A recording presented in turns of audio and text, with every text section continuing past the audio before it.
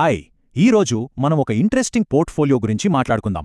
రాబోయే 3 ఏళ్లలో అంటే మార్చ్ 2026 నాటికి మంచి రాబడిని ఇచ్చే అవకాశమున్న 12 స్టాక్స్తో రూపొందించిన ఒక పక్కా బ్లూప్రింట్ ఇది.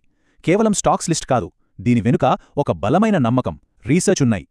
మార్కెట్లో డబ్బు సంపాదించాలంటే ఊరికే ఏదో ఒక స్టాక్ కొంటే సరిపోదు కదా. ఒక పక్క ప్లాన్ ఉండాలి, ఒక స్ట్రక్చర్ ఉండాలి. బాగా రీసెర్చ్ చేసి ఒక పద్ధతి ప్రకారం కట్టిన పోర్ట్ఫోలియో మాత్రమే నిజమైన సంపదను సృష్టిస్తుంది. మనం ఈ విశ్లేషణలో సరిగ్గా అదే చేయబోతున్నాం. అంటే ఈ పోర్ట్ఫోలియో 3 ఏళ్లలో సుమారు 90% రాబడి ఇవ్వగలదనొక అంచనా. ఇంత పెద్ద నంబర్ వెనుక ఉన్న లాజికేంటి, ఏ థీమ్స్ మీద దీన్ని బిల్డ్ చేశారు, అవన్నీ ఇప్పుడు వివరంగా చూద్దాం.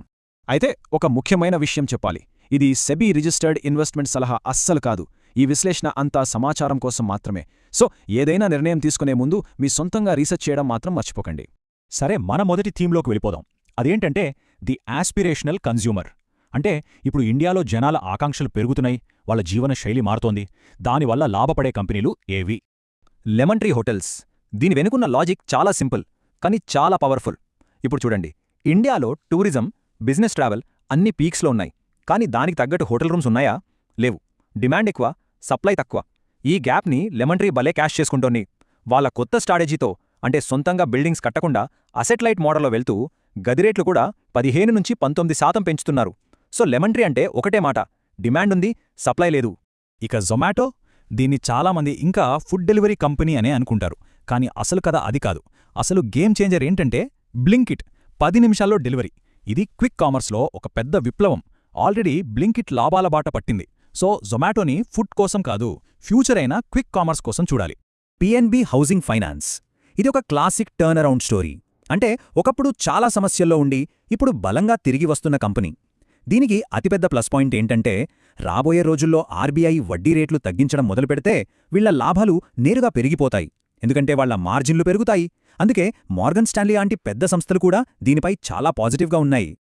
ఓకే, మన రెండో థీమ్ కొద్దాం. Building modern India. పేర్లోనే ఉంది.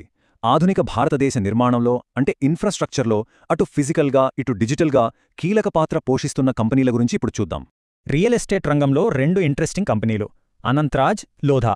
ఈ 2 తమ కోర్ బిజినెస్లో బలంగానే ఉన్నాయి. కానీ 2 కూడా ఒకే కొత్త పవర్ఫుల్ ట్రెండ్ని వాడుకుంటున్నాయి. అదే డేటా సెంటర్లు. ఇది వాళ్ళ గ్రోత్కి ఒక ట్విన్ ఇంజిన్లా పనిచేయబోతోంది. అనంతరాజ్ స్పెషాలిటీ ఏంటంటే వీళ్ళు ఢిల్లీ ఎన్సీఆర్ లాంటి ప్రైమ్ ఏరియాలో తమ దగ్గర ఆల్రెడీ ఉన్న ల్యాండ్నే డేటా సెంటర్స్గా మారుస్తున్నారు. అంటే కొత్తగా భూమి కొనడానికి పెద్దగా ఖర్చు పెట్టక్కర్లేదు. వాళ్ళ దగ్గర ఉన్న ఆస్తి విలువను 3-4 రెట్లు పెంచుతున్నారన్నమాట. ఇదొక రకంగా ఫ్రీ ఆప్షన్ లాంటిది. రిస్క్ తక్కువ, రివార్డ్ ఎక్కువ.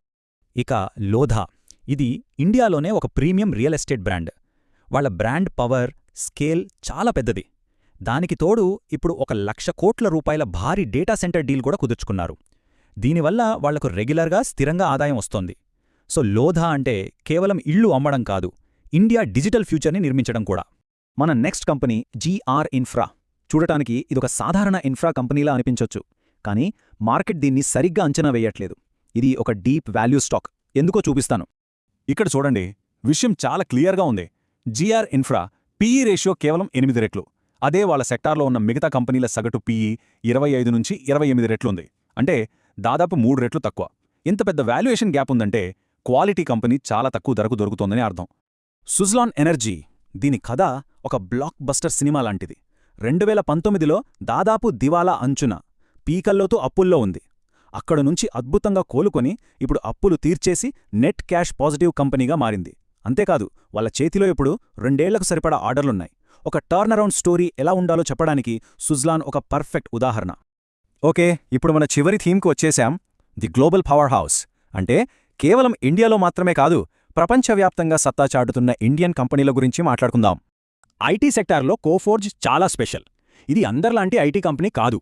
వీళ్ళు బ్యాంకింగ్, ఇన్సూరెన్స్ రంగాల్లో స్పెషలిస్టులు. దానివల్ల కస్టమర్లు వీళ్లను వదిలి వెళ్లడం కష్టం. రీసెంట్గా వాళ్లు చేసిన ఒక పెద్ద డీల్ వల్ల ఇప్పుడు గ్లోబల్గా ఈ సెక్టార్లో టాప్ 5 ప్లేయర్స్లో ఒకటిగా అవతరించింది.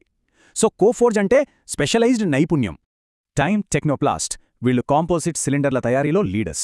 అయితే అసలైన గేమ్ చేంజర్ ఏంటంటే ప్రభుత్వం నుంచి రాబోతున్న ఒక రూల్. ఇకపై కాంపోజిట్ ఎల్పీజీ సిలిండర్లు వాడటం తప్పనిసరి చేస్తే వీళ్లకొకేసారి ఒక భారీ మార్కెట్ ఓపెన్ అవుతుంది.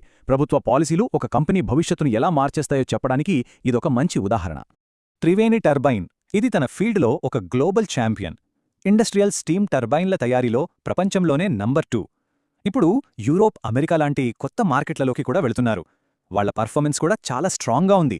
Made in India for the world అనేదానికి ఇదొక పర్ఫెక్ట్ ఎగ్జాంపుల్. సాగిలిటీ ఇది అమెరికా హెల్త్ కేర్ మార్కెట్కి బ్యాక్ ఆఫీస్ సేవలు అందిస్తుంది. సింపుల్గా చెప్పాలంటే అమెరికాలో హెల్త్ కేర్ ఖర్చు ఎప్పుడూ తగ్గదు, అది తప్పనిసరి. ఆ ఖర్చును తగ్గించుకోవడానికి వాళ్లు మన ఇండియన్ కంపెనీల మీద ఆధారపడతారు. ఈ ట్రెండ్తో సాగిలిటీ నేరుగా లాభపడుతుంది. అందుకే దీని గ్రోత్ అంచనాలు కూడా చాలా బలంగా ఉన్నాయి. ఇక Dixon technologies make in India కథకు ఇది పోస్టర్ బాయ్ లాంటిది. ప్రభుత్వ PLI స్కీమ్ వల్ల ఎక్కువ లాభపడింది ఈ కంపెనీనే. ఇప్పుడు మొబైల్ ఫోన్ల తయారీ నుంచి ఏకంగా డిస్ప్లే తయారీ యూనిట్ వరకు దూసుకెళ్తుంది. కొత్తగా అమెరికా నుంచి $1 బిలియన్ కాంట్రాక్ట్ కూడా వచ్చింది. సో ఇండియా మ్యానుఫ్యాక్చరింగ్ పవర్ పెరిగే కొద్దీ డిక్సన్ కూడా పెరుగుతుంది. సరే, ఇప్పుడు దాకా మనం ఏ స్టాక్స్ అనే దాని గురించి మాట్లాడాం. ఇప్పుడు చాలా ముఖ్యమైన విషయం, ఈ పోర్ట్ఫోలియోను ఎలా బిల్డ్ చేయాలి, దాని వెనక ఉన్న స్ట్రాటజీ ఏంటి అది చూద్దాం. ఇక్కడ మనం ఒక సింపుల్ 3 దశల పద్ధతిని ఫాలో అవ్వాలి. ఫస్ట్, మీ దగ్గరున్న డబ్బు మొత్తాన్ని ఒకేసారి పెట్టొద్దు. సూచించిన 2 లెవెల్స్లో 2 విడతలుగా ఇన్వెస్ట్ చేయాలి. సెకండ్, ప్రతి స్టాక్కి ఖచ్చితంగా స్టాప్ లాస్ పెట్టుకోవాలి. ఇది మన రిస్క్ని కంట్రోల్లో ఉంచుతుంది. థర్డ్ అండ్ మోస్ట్ ఇంపార్టెంట్, ఈ స్టోరీలన్నీ జరగడానికి టైం పడుతుంది. సో కనీసం 3 ఏళ్ల పాటు ఓపికగా ఉండాలి. క్రమశిక్షణ, ఓపిక ఈ రెండే ఇక్కడ కీలకం. చివరగా ఒకటే మాట, మార్కెట్లో విజయమంటే కేవలం సరైన స్టాక్ని ఎంచుకోవడం కాదు, దానికి సరైన ఓపికను కూడా జోడించడం. ఎందుకంటే నిజమైన సంపదను సృష్టించేది దీర్ఘకాలిక పెట్టుబడి మాత్రమే.